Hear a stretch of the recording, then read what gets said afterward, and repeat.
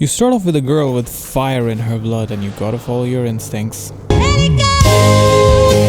Now ideally you let out this anger release on some player 7 monsters, as those are a free source of XP in the beginning of the game. That is because they're not that hard to kill and will get you to level 2 pre-cold plains. That you can use as an opportunity to improve your firepower, so to speak, and get some more Vita points. Truth is that you don't have either in droves. The Source is a notoriously frail character and fire is a slow element to start out with due to Firebolt's lack of AoE and pretty lackluster damage. She does get better though. Sure, you may have to slow it down for a little bit, but she does climb the ranks with her levels as her Firebolt gets stronger with every level to level 5. At level 6 I got Frost Nova for some CC and leveled at Triss to get some more of those levels till I got to level 12. Yup, gone are the days of wailing at enemies with just a teeny Firebolt. Now you get to wail on them with a Fireball. This upgrade is big though, in all seriousness. If I had to D2 analogy it, I would say that it is the closest to getting Exploding Arrow with bows on after playing with Fire Arrow for 11 levels. Only better because we are a sorceress. Frost Novas come out of our ass because Blizzard loves us and we can crowd control the Countess and the minions in one moment and dispatch of them with Fireball in the next to gain a level and some runes to go on. Now this girl needs a predictable addition to the obligatory Tal Eth, that being Tier Ral. Well, you don't need any runes at all per se if you're okay with being incredibly frail, slow and doing no damage, but I'm getting ahead of myself. For now the act is the Source Oyster, especially with an FCR wand in hand. Things really do start looking smooth. Now post the Countess leveling session I reached level 17, enough that I could wear stealth before going to complete the final quest of the act, helping Andariel finish herself. Don't judge. Now I decided to finish the Act 2 quests on P1 for the ease of access to the quests. That meant that reaching level 19 was something that I was able to accomplish in the tail end of the act, post which I could build and wield Leaf. Now that being a big boost in my damage comes at a very timely junction, as I was able to take on one of the biggest conquests yet, massacring all the tombs on the map at Player's 8. This was the method behind my madness, gaining back all the lost levels from Act 2. I mostly like to posture for 24. Now I don't really have to worry about leveling up to a teleport staff with this girl as with others, but I still like the benchmark as that leaves me at a pretty prepared level for CS in Act 4 and also reach the level 26 benchmark, which you are intended to reach by the time you start Nightmare. Duriel melts to static for the strategy fans out there. That being said, Fireball really does pick up in the rear end, especially with this girl being relatively over leveled for the moment. Now keen-eared Diablo 2 enjoyers would have noticed that I hadn't really mentioned teleport till now at all. Now although I got the skill at level 18 as one does, I really don't like using it extensively pre-full mana potions. Till then it sees sparse usage in Act 2, mostly acting as a pseudo teleport staff of sorts. Well, actually continuing the teleport staff metaphor, I have to be careful of how much I use it because sustaining it forces me to drink the forbidden blue juice of the gods, and that costs money. That obviously takes time to build up and definitely isn't helped by incidents like this. Having no fire res is actually a really good idea in Act 3, especially when you have Ral runes just chilling in your chest. This is why I don't do hardcore, by the way.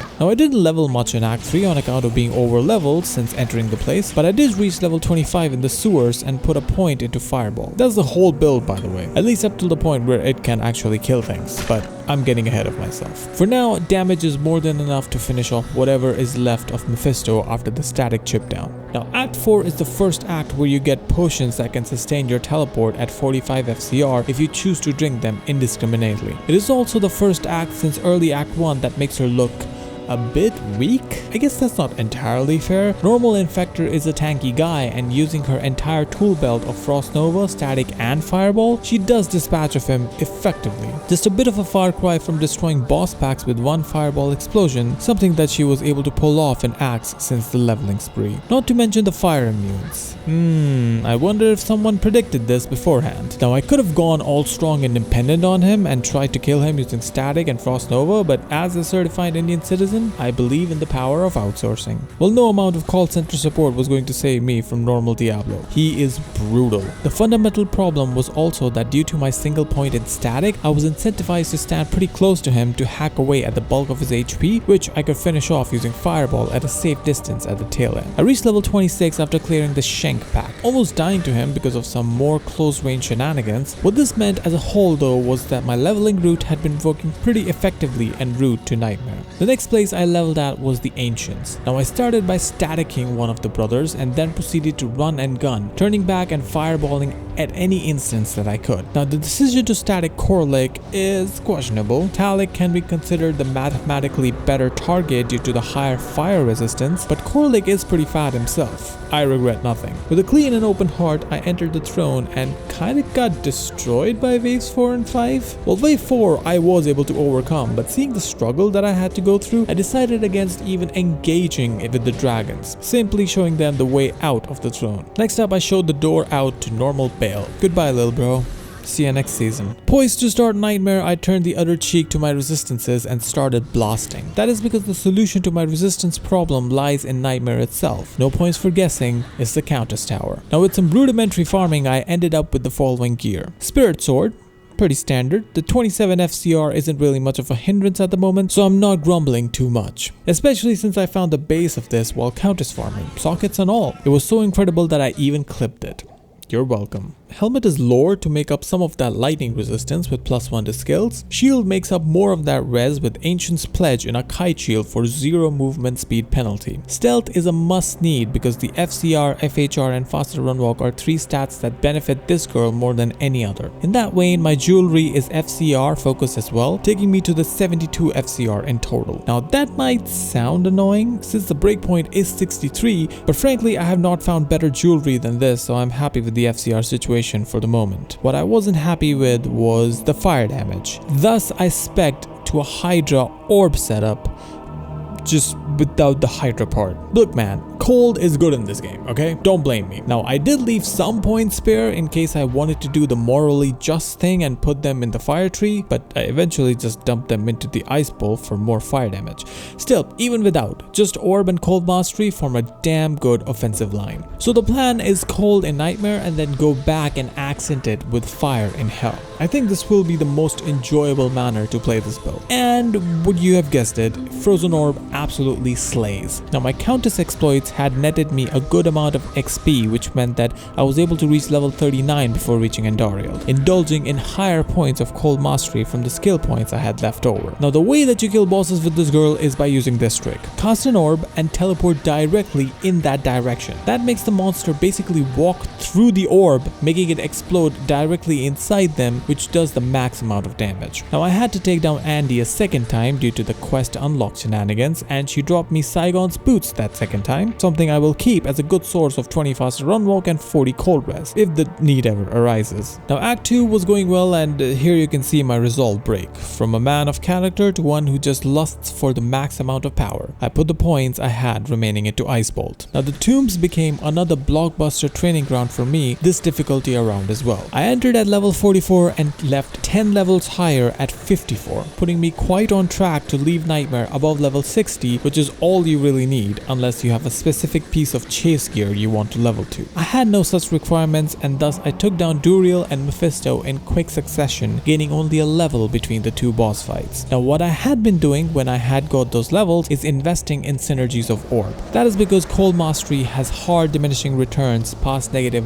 100 enemy cold res. Most monsters in the game have 50 cold res at most, and since resistances can't go lower than minus 100, Ice Bolt becomes the more attractive choice for skill investment. Obviously the increase in damage you get from it is paltry, thus making orbs so good for hybrid based builds due to its low level of investment requirement and still kicking ass because it is part of the skills that Blizzard favors very heavily. Now in lust for all of the power in the world, I started Act 5 on players 3 for more levels. Of course, higher players difficulty doesn't only give higher XP but also a lower 0 drop chance, which helped me find Tal Rasha's belt from Eldritch. First piece of the puzzle, down. In other news, I smoked the Ancients on level 58. Cold damage really is a joke, making Madoc more or less useless since it freezes him in this difficulty too. It doesn't help the brothers' case that he was the Ancient who was able to survive the longest. The onslaught that was wrought upon them by the negative resistance from my cold mastery, which we have not seen the last of, as I put another point in it after having maxed Ice Bolt. Now post finishing them and Bale off, I prepared for Hell as one does by buying a Monarch for a core rune. Now this is a bit of sloppy gameplay. I didn't calculate how much I needed all 3 Lazar quests and I will end up paying for this later, quite literally. For now, I got the gift that keeps on giving of the Spirit Shield with +2 to skills and 31 FCR. Now again, I wasn't too fussed with the higher FCR roll because with a bit of gear juggling, I was able to reach the 63 FCR breakpoint comfortably. I didn't go for the 105 because that would require me to give up too much on my resistances, which were struggling as is. In fact, what the Spirit does is give me a bit of headroom. If I so choose to give up the stealth for something like a smoke in the future, I still will be able to regain the 63 with a single FCR ring. For the skills, I have respect to the hybrid lifestyle. I'm ice for the most part, but I have also started to partake into acts of global warming as well. That joke almost worked. Anywho, I have maxed orb, 2 points in cold mastery since with plus skills it gives me -50 enemy cold res. Then I was able to go all into the fire tree with max Hydra and max fireball. Maxing out synergies is mathematically better than maxing the mastery, but 1 point in it is still mandatory as the plus skills give a big passive boost that you do not want to miss out on. For those wondering where my Act 2 mercenary is, siesta papa. Now the hybrid lifestyle takes some getting used to, and it certainly isn't for everybody. However, if you were to indulge, I would wager that there is not a better skill combination to go with. Hydra with its passive but impressive single target firepower and Frozen Orb with its inherent monster slowing properties make the learning curve quite smooth, and it behooves us to deviate from the game plan at this point. One thing that you can't do with this girl is Countess Run since she is both cold and fire immune. Thus we can just fly by the tower and land straight in the catacombs. Now there are no cold immunes at level 4 and thus Frozen Orb can pop off here. Of course Andariel has no immunities and thus Hydra can pop off too. And how? I would like to stress that I did not use static to quickly hack off half her HP pool. That was all Hydra. That skill is good at killing bosses as it turns out. Now since I moved on to Hell at level 60, I have a little bit of catching up to do. Thankfully Act 2 gives me some nice non-cold immunes to farm to get me to level 64. Another thing that I overlooked when I entered Hell that quickly were my resistances, something that was catching up to me now. Thus I used the gift that keeps on giving of the perfect amethyst and bought a Lum rune with it. Using it I can make smoke, giving me 50 all res and making things look a lot more health friendly. Yes, I know they are a bit skewed still, but that can be fixed by just keeping an eye out for any fire res gear that drops. For now, I could level in peace. A lot of this leveling happened in the tombs, but not quite as effectively as a normal and nightmare. That is because the immunes here are in droves, and although you can deal with them, it is often very slow. Thus I only leveled a couple times more before taking down Duriel. All three elements come into picture in this fight, with static to start, Hydra as a passive continuous form of damage which does do most of the heavy lifting, and Frozen Orb as a bit of a top off. Now although Hydra does well against single targets, for leveling I do prefer my maps to roll with no cold immunes. That is because Frozen Orb is more conducive to killing large packs of mobs due to its piercing cold AoE and crowd control ability. Against Mephisto we fall back to some more tri-elemental justice, and you can see Hydra putting in work here. Well, technically that's a level that Hydra made me get, and as I got to level 69, nice, before entering Act 4. For the most part though, it is the Frozen Orb show to slow down large packs of mobs or angry ogres with powerful auras. Now Hellforge actually turned out to be super good for this girl. Not only did I get a perfect amethyst, but I also got a Gull, the highest possible rune from this place. Although not particularly useful to me at this point, it has a lot of value which can be harnessed later through trades. Now Chaos was pretty much business as usual. Most of the things you control with Frozen Orb. The cold immunes that you do run into are these necromancers which are often stationary, which you can trap into a corner and plonk some hydras down next to them for the finishing touches. Now Diablo is not a cold immune, but he is dealt with in much the same way. It is a little funny to me that while fighting the name of the game, a giant fire lizard, I can just chill and manage my potions while little fire snakes of my creation can absolutely destroy him. And he even dropped me a razor tail. Not the kind of pierce that I'm interested in, but something I could easily pawn off for a few hell runes if nothing else. Now the ancients are scary. Everything would be going swimmingly and then one starter will cause this. Thus the best way to deal with these is to hit and move. What that means is going in with Frozen Orb attack at first while moving around the arena in a circle. This damages both Madoc and Talik at once, Madoc often dying first due to his low HP stat. Once he is down, down, you can focus down on Talik more with the orb exploding right in his body technique. Once he's down, Korldik's body is simply free real estate for the Hydra's firebolts. Now you can actually take down the minions of destruction with the cold damage that you do, but I wasn't really fussed since I was focused on Bale. Mostly in these perfect starts, I leave this fight for when I have better gear and I'm more equipped, but with all the different damage that this girl does, I thought that I would be able to take down the big man. Also, I wanted access to terror zones. Also, Ormus's robes, albeit telekinesis Ormus robes, but still, worth at least a Lem rune, that's good. So with my riches in hand and some ghetto Magic Find gear like this helm with 2 flawless topaz, Magic Find Ami, Magic Find chain boots, belt and gloves, I set out to farm Andariel. Why Andariel? Well, she is easy to get to, especially with the sorceress. The exit is always clockwise from the waypoint in level 2, and level 3 can be explored with relative speed with the help of teleport. Killing her does not require that much effort since she is the queen of Act 1 and has the least HP of all hell bosses. Also, because she's a boss, her drops are greater than any champion or super unique that I can farm, jewelry being her specialty. Speaking of which, we'll be starting off the drops with one, a unique ring which turned out to be a dwarf star. Not quite the bang that some may be expecting, but I like this since I can use it for the build that I have planned to take this girl to the next level. Next up was a cool small charm find from one of the Fallens that I always clear before taking out Andy, 7% MF small charm. Staple material right here, folks.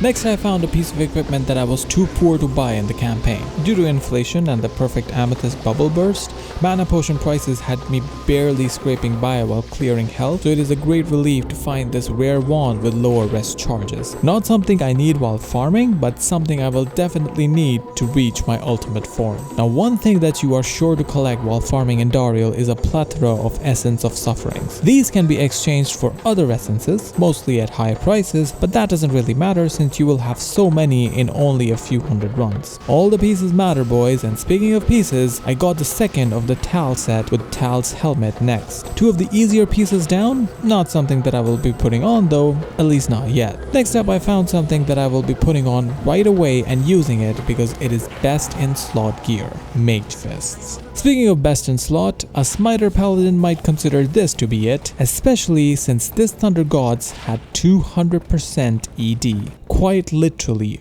perfect. That makes it worth a gold rune. That I could use to purchase something that my Sork would appreciate, Tal's armor. Now these drop quite a bit, and so do Tal's Ami going into weeks 2 and 3, which is around when I was recording this, but it is still definitely a good deal and a gear piece that makes sense. Quite akin to Tal's weapon as well, with +2 to fire mastery. Now looking at all those gear pieces that make sense, don't think that this build is not going to be quirky though, because if it wasn't, I wouldn't be showing you Gurk's Sanctuary and Marrowwalks that I found from Andariel. I also found and sold an Areas for a few pieces of the Forbidden Fruit, the P-Amis. These I could flip back to the market to buy a 4 open socket Monarch. Now you might be wondering, I already have a Spirit Shield, so why would I need another one? Well, I do not, but the market certainly does, and they are willing to pay good money for it as well, and I am only too happy to take it. Those Ists and Malts I got from breaking down that Vex are going to come in real handy to buy me one of the more important gear pieces,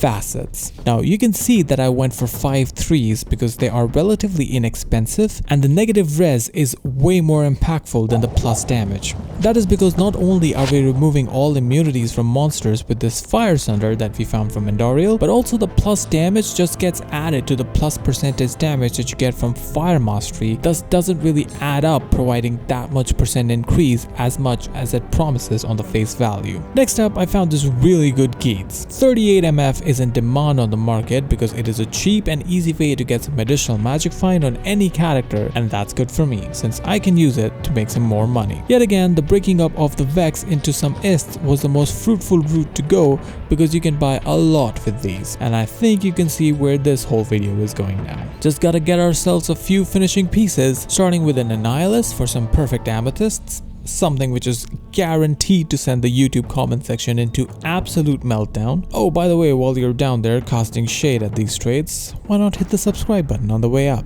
Okay, thanks, because we are ready for the final stretch. So this is not my build. This was made by Mammal 248 average YouTube username. I will leave the build link in the cards and his channel in the video description, and you should definitely check him out because it is a really cool and novel build with some off-meta picks as well, which I'm sure already have you drooling. A lot of the gear should be pretty apparent thanks to the glowing skin of my sorceress. No, it's not Neutrogena, it's actually full tals.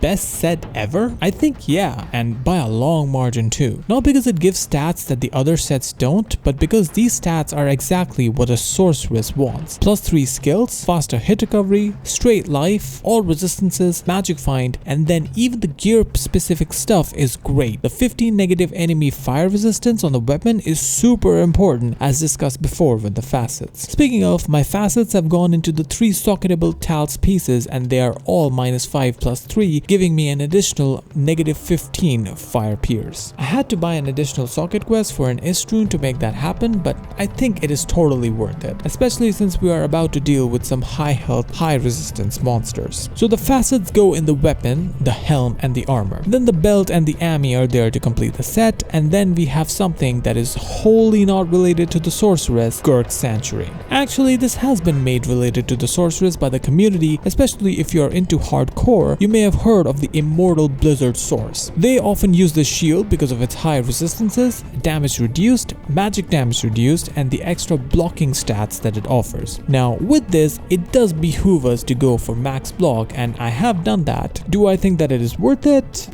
I have mixed feelings, but to stay true to the build, I decided to do almost all I could to stay true to form. Speaking of the essence of the build, Marowaks. Now these are very important. Yes, they give faster run walk and some dex to get to that aforementioned max block, but what they really give are 13 level 33 bone prison charges. These are going to be used to basically incapacitate the Ubers and even mini Ubers, or such is the idea. Due to the lower number of charges, I think execution is going to be interesting and not as easy as it is with a necromancer. Now my rings are dwarfs. They are great. 42 life and a total of 30% fire absorb. That actually works great as a synergy because my weakest resistance on this girl is fire due to the fire sunder. Thus having that absorb often means that instead of fearing fire, I feed off of it. Rounding everything off, we have the mages. Now these get me to the 63 breakpoint with all the FCR that I get from full tals. Obviously the +1 to skills is nice and it nicely augments my charms, which have no skills but they have survivability. Not that I have a lot of that.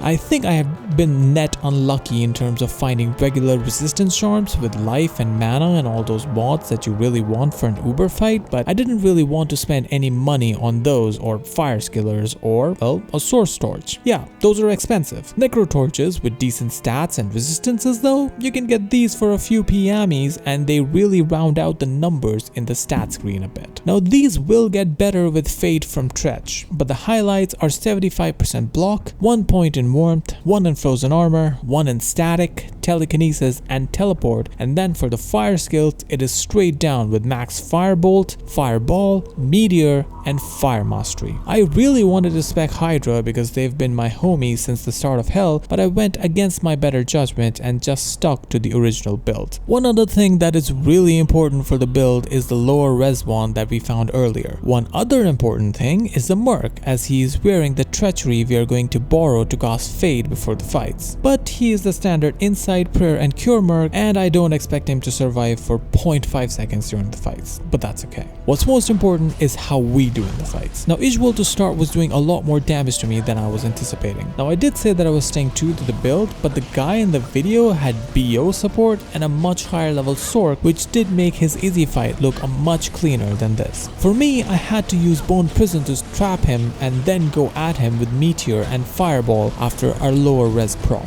The reason I did not want to go with the prison should be apparent on the screen. It attracts ads. Why I still use Bone Prison should also be clear. It works like a charm to contain Ubers, especially when they're stuck meleeing, leaving your Sork free to go berserk with damage. Duriel somehow went worse. Now I started hitting him and things were going better than with Israel. His damage didn't feel so explosive, but I still decided to pop the prison, just impressed by what it had been able to do in the last fight. To my horror, the whole default screen started filling with creepy crawlies from all direction. Well, that's a nightmare waiting to happen. Turns out when it is just one cold freezing bug that you have to handle, it is much easier to do, especially thanks to the max block, blocking 3/4 of his hits anyways. That being said, the prison strats are pretty much mandatory for the next fight because Mommy Lilith is scary. Thus the strat for here is to clear all minions before the fight start and then get her stuck. She seems frailer than Duriel, so this fight did not take as long as that one did. Someone who is decidedly not that